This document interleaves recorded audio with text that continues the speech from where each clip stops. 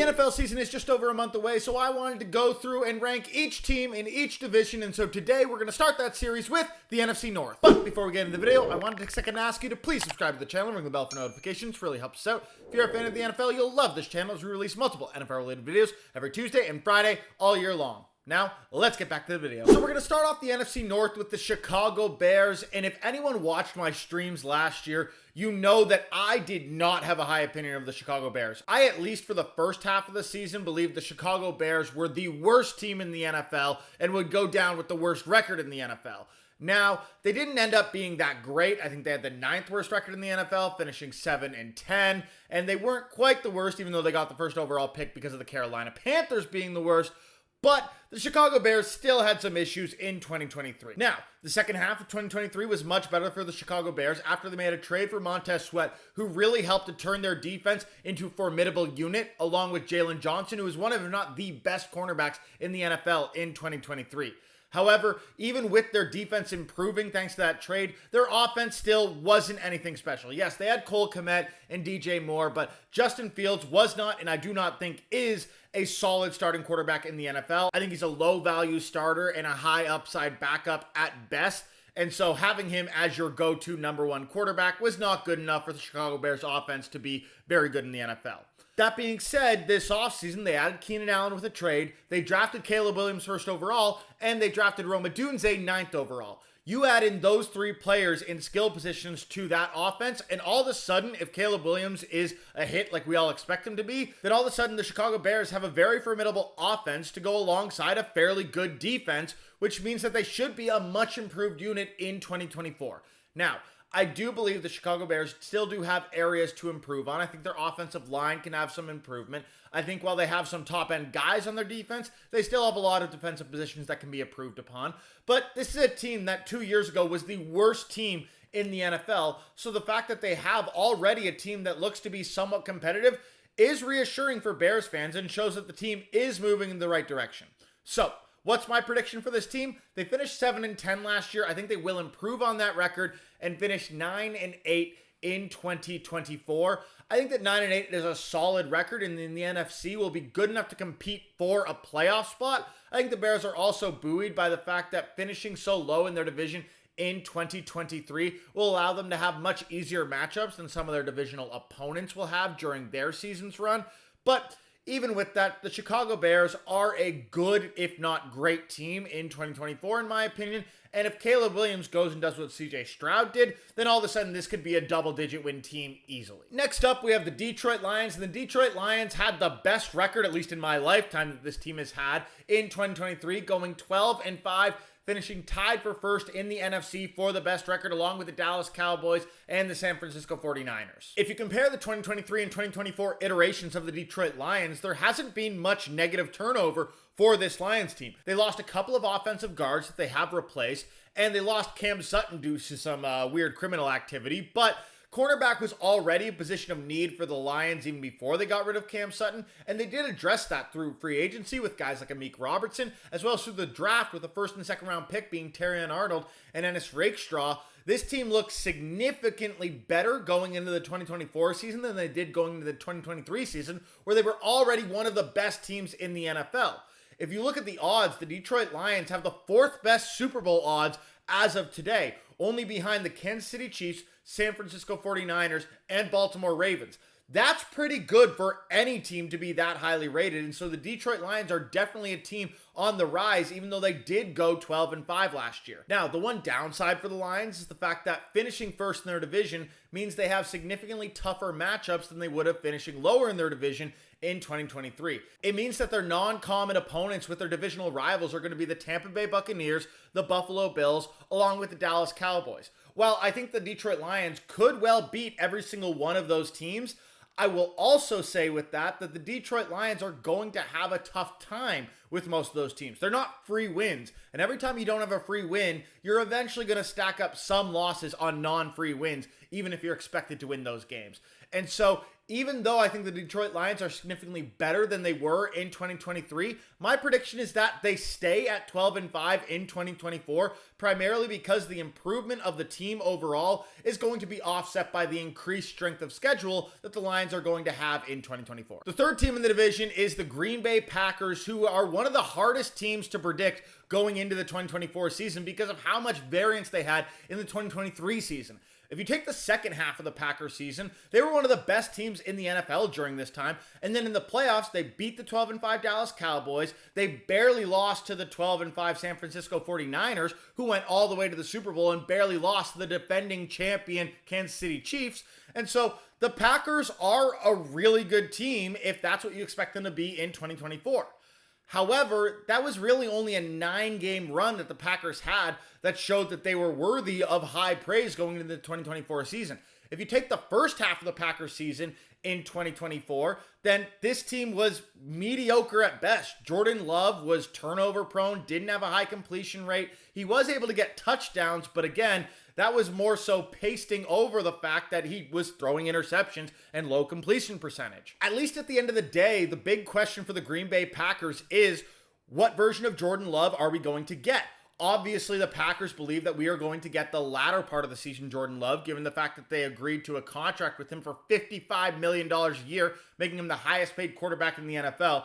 I think that's way too much, to be completely honest, given how little we've seen of him. But that is the market for quarterbacks who show elite level of play and can win playoff games. So I guess that's market value, but I don't love it for the Packers. All that being said, though, I think I do agree with the Packers. I think what we saw of Jordan Love in the second half of the season is a little bit more likely to be the Jordan Love we see going into 2024, given the first part of the 2023 season could very well be boiled down to, well, it was his first time starting an NFL competition. He needed to get used to it, and once he did, he was pretty highly elite for the rest of the season, and therefore for the rest of his career is the argument. And so because of that, I think the Green Bay Packers can absolutely go 11-6, a 2-game improvement over their 9-8 record in 2023, where they still did make the playoffs, as we talked about earlier. Though I think the 11-6 record is going to come down to a lot of things breaking right, like they did in the latter part of last season. That includes Jordan Love being an elite level quarterback for the entirety of the 2024 season. That includes Jair Alexander being a good cornerback and a healthy cornerback for this team. And that includes Josh Jacobs or A.J. Dillon being able to be good pass-catching options out of the backfield to replace Aaron Jones. Because Aaron Jones, that was the really valuable part of his asset for the Green Bay Packers. And so with him moving on, yes, I think Josh Jacobs is an upgrade as an overall running back, but not necessarily as a pass-catching option. And so when you have a lot of really young pass catchers in Green Bay, that Aaron Jones factor was really important for this team. And so those running backs being able to pick up that slack, I think is also going to be important. But I do think all this can happen. I do think the Green Bay Packers have a very high-end coaching staff, especially their head coach in Matt LaFleur. And so I do think 11-6 is reasonable for this team and definitely getting a wild card spot with that record. And our final NFC North team is the Minnesota Vikings, who had a pretty large turnover in the offseason. They lost starting quarterback Kirk Cousins, who did miss a good portion of last year, to be fair. And they lost star defensive player Danielle Hunter. And so when you lose your most important offensive and defensive player in an offseason, typically you're expected to be significantly worse the following year. And given this team finished 7-10, many would expect this team to fall even further down from 7-10. But as we talked about before, the Minnesota Vikings were missing Kirk Cousins for a significant portion of last year. And a significant portion of the time he was playing, they were also missing Justin Jefferson, who was very close to as valuable as Kirk Cousins was to the Minnesota Vikings offense in general. And I mean, let me be clear, that's not a knock on Justin Jefferson. That's more a claim of how important quarterbacks are to teams, even though Justin Jefferson is probably the best wide receiver in the league, and it's probably not even close. The thing about the Vikings, though, is in spite of these losses, they've actually done a really good job replacing those significant losses. On the defensive side, they signed Jonathan Greenard, who can replace in the near term a player like Danielle Hunter, but they also drafted Dallas Turner, a guy who was widely considered to be one of, if not the top defensive prospects in the 2024 NFL draft. And so those two guys on the edge can absolutely replace the production of a Danielle Hunter. And so I don't hate that trade-off for the Minnesota Vikings, especially given it made them significantly younger on that defensive end. As for the offensive end, yes, we talked about how they lost Kirk Cousins, but they were missing him for a significant portion of last year too. And they brought in Sam Darnold and 10th overall pick J.J. McCarthy. And so we don't know what we're going to get out of those two guys, but especially if one of them can be a reasonable quarterback for this team. I mean, come on, they had Josh Dobbs and Nick Mullins for a significant portion of last year and were winning games with them as quarterback. They don't need high-level quarterback play. They just need reasonable quarterback play. And so if either of those two quarterbacks can be reasonable quarterbacks with the weapons like Jordan Addison,